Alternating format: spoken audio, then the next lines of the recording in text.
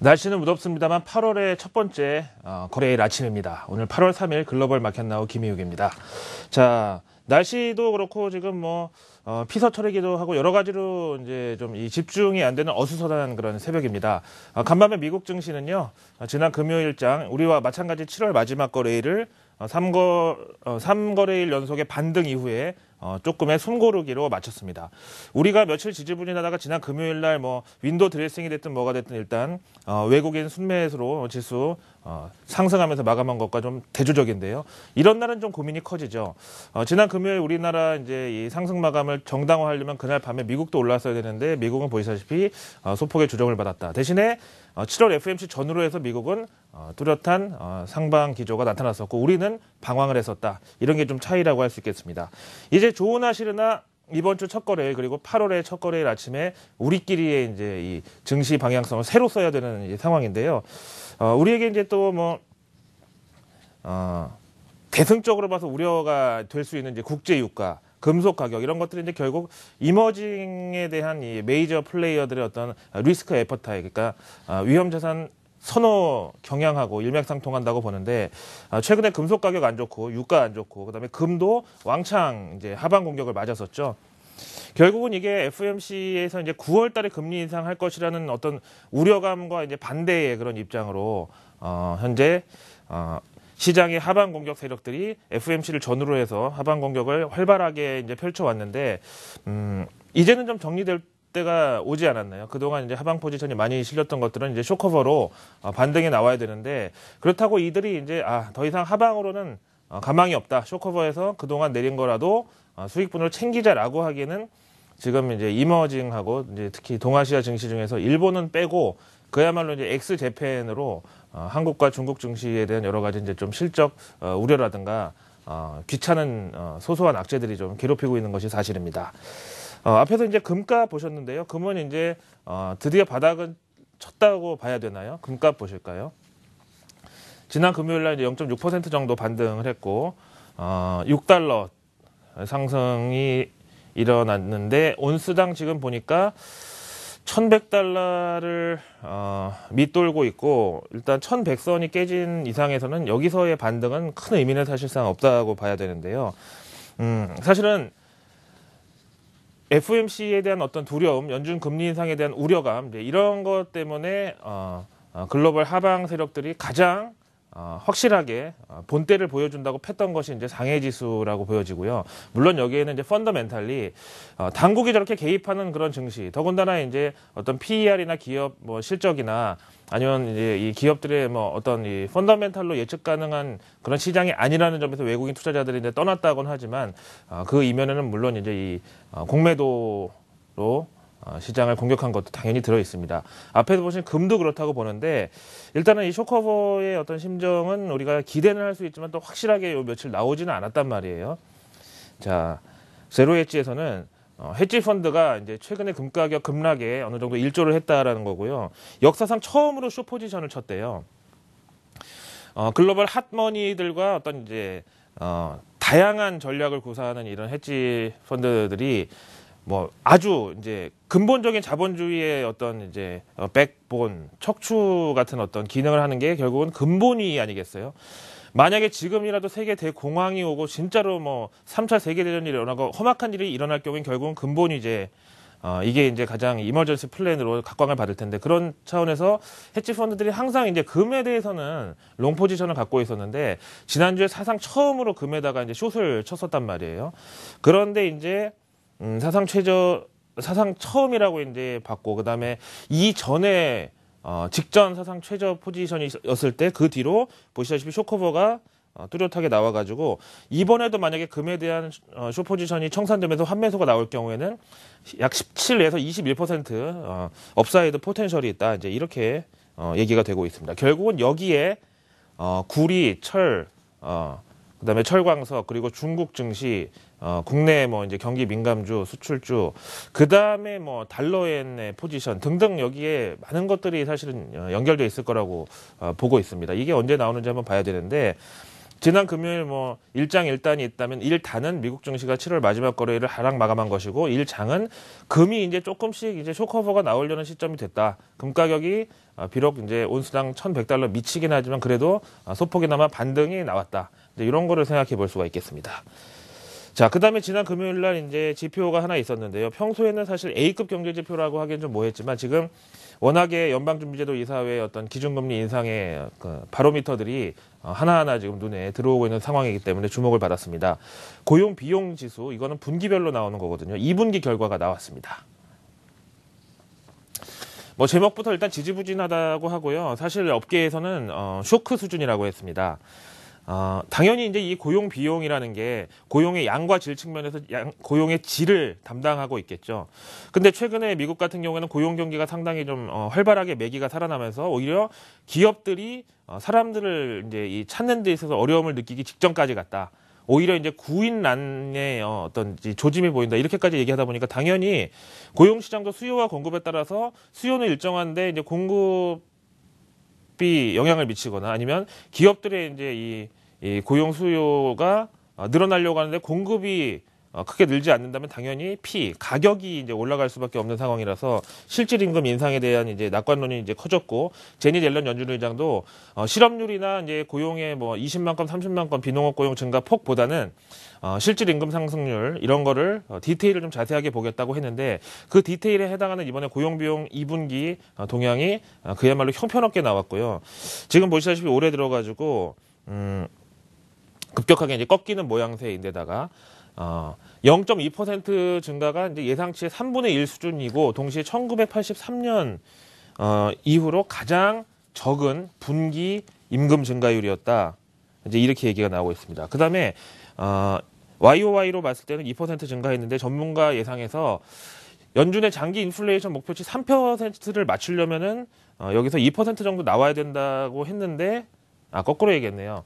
연준의 장기 인플레이션 목표 2%를 맞추려면 이번에 3% 정도의 YOY 증가폭이 확인이 돼야 된다고 했는데 여기에 이제 턱없이 부족했고요.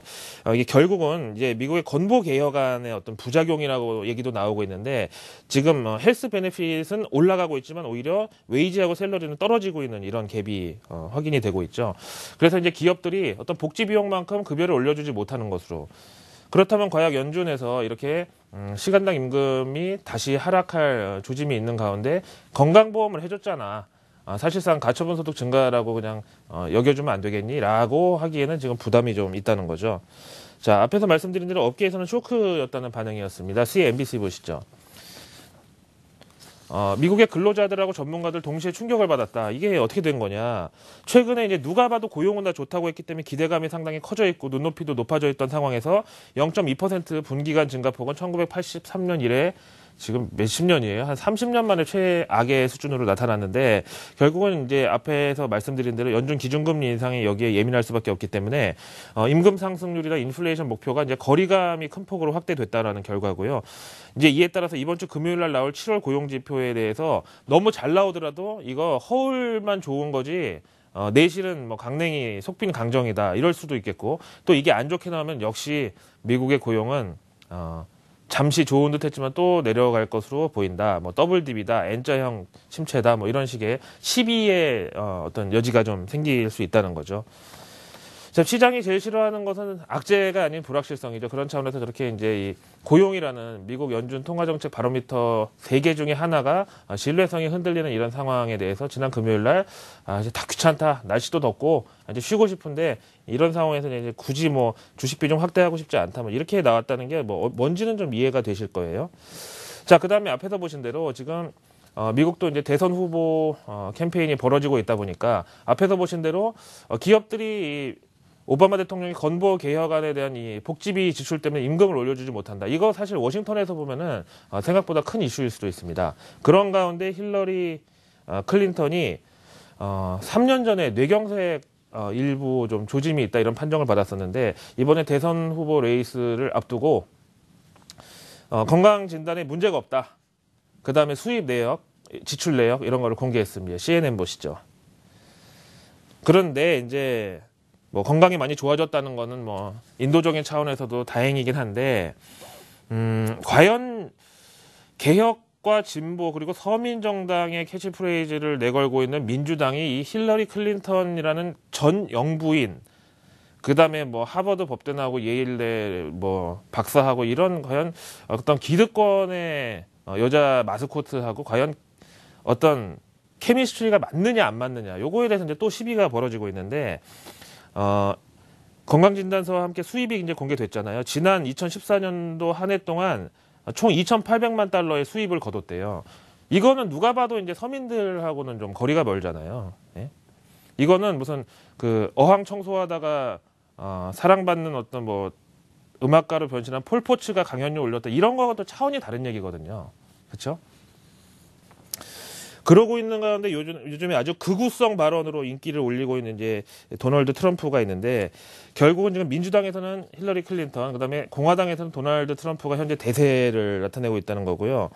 트럼프는 최근에 이제 파죽지세, 그야말로 강연회 가는 데마다, 연설하는 데마다 빵빵 터지고 있습니다. 거기는 이제 물론 이 대한민국이 주한미군을 거의 공짜로 쓰고 있다라는 어떤 극단적인 이제 발언도 나오긴 했었는데, 어쨌든 트럼프가 최근에 이제 공화당 내 대선 후보 지지율에서 30% 넘게, 그 다음에 이제 힐러리 클린턴은 대세론을 유지하고 있는 54%대로 지금 나오고 있습니다. 이것도 좀 지켜볼 일입니다. 여기다가 이 트럼프의 이제 최근에 어떤 입 공세, 오랄 어택 뭐 이런 게 이제 센데, 힐러리 클린턴은 대선 주자가 못 된다, 그야말로 깜이 아니다, 이런 식으로 지금 공격을 하고 있고요. 글쎄요, 오바마 대통령이 이제 재임까지 해가지고 8년의 임기를 채우고 나서 이제 그 동안에 오바마 대통령의 이제 개혁과 진보 의지에 따라서 푹 이제 눌려 있었고 풀이 죽어 있었던 이제 미국의 전통 기득권 세력들이 있죠. 뭐 무기 제조사, 정유사, 그다음에 뭐 제약회사, 다국적 기업들 등등, 이런 데는 이번에 한번 미친 척하고 진짜 뭐 좀 웃기는 좀 극우성 발언이라도 한번 저쪽으로 밀어줄 수 있지 않나. 이제 이게 우리한테는 조금 리스크가 아닐 수 없다는 얘기가 되겠고요. 이렇게 이제 어쨌든 월가의 이슈가 워싱턴까지 갔다가 결국은 연준에서 어떤 리액션이 나왔나 보겠는데, 올해 이제 비록 투표권은 없지만 활발하게 활동하는 세인트루이스 연은 총재 제임스 블라드는 지금 어떤 이 정황을 봐도 9월 금리 인상하면 딱 좋다, 거기 이제 딱 맞게 지금 가고 있다, 이제 이런 의견을 냈고요. 월가에서는 고용 비용 지수를 보고서 아니야, 9월은 좀 누가 봐도 좀 시기상조야, 이제 한 달 반밖에 안 남았는데 12월로 가지 않을까, 이제 이런 의견이 나오고 있습니다. 다음에 월가 얘기하고 이제 뭐 월가, 워싱턴 그리고 연준 얘기는 여기까지 하고요. 일단 오늘 이제 우리 10시 반에 또 한 번의 관문이 있는데 바로 상해 지수가 되겠습니다. 이제 지난 금요일 날 추가 상승에 실패를 하면서 3,600선까지 다시 주저앉아 있던 이제 이런 마감 상황을 보셨고요. 이제 여기도 오늘 8월 첫 거래일을 새로 쓰게 되는데, 주말에 나왔던 PMI가 전달 50.2에서 이번에 50.0으로 0.2%포인트 또 하락이 됐고요.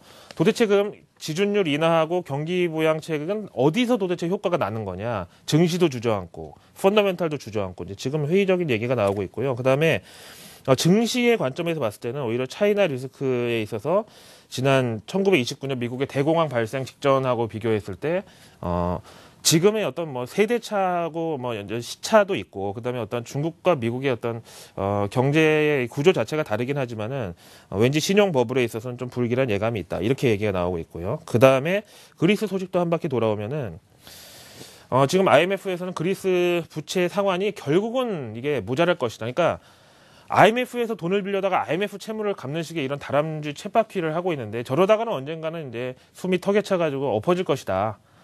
근데 그리스에서도 근데 지금 계속 저렇게 뭐 구제금융에 돈이 모자라니까 더 달라 그러고, 그다음에 그걸로 부채 상환 일부 갚고 또 일부는 어디로 가는지도 모르겠고 좀 이런 상황이란 말이죠. 요것도 잘하면은 이제 오늘 그리스 증시 지금 3주 만에 개장을 하면서 한번 시끄러운 이제 상황과 함께 또 뭐가 나올 수도 있다고, 역시 그리스도 이번 여름 증시 테마에 우리가 눈에 가시 정도로 생각하고 있는데, 또 한번 통증이 느껴질 수도 있겠다, 이렇게 봅니다. 그 다음에 외신은 사실 요거 한 편만 좀 보고 마실까 합니다. 근데 전문가들 사이에서 지난 뭐 삼성물산 주총 이후로 롯데도 저거 이제 한번 뭐 일이 있을 것이다라고 했는데 드디어 도마 위로 올라왔다는 거고요. 외국인들이 사실 이해 못할 일이 이런 것들입니다. 주주 가치를 이제 최우선의 베스트 팔러스로 치는 이제 자본주의의 강국 미국이나 뭐 런던 같은 데서는 사실 이거에 대해서 이상하다고 생각할 수밖에 없고, 그럼에도 불구하고 기사를 다 읽고 나서 키워드를 보니까 첫 번째 키워드가 패밀리더라고요. 참 가슴이 좀 뭐 먹먹하기도 하고 좀 뭐 그렇습니다. 어쨌든 패밀리 이슈 잘 되기를 바랍니다. 그게 결국은 이번 추석에 있을 기업인 사면이나 외국인들에 대한 한국 주식과의 어떤 교감이나 다 달려 있다고 생각합니다.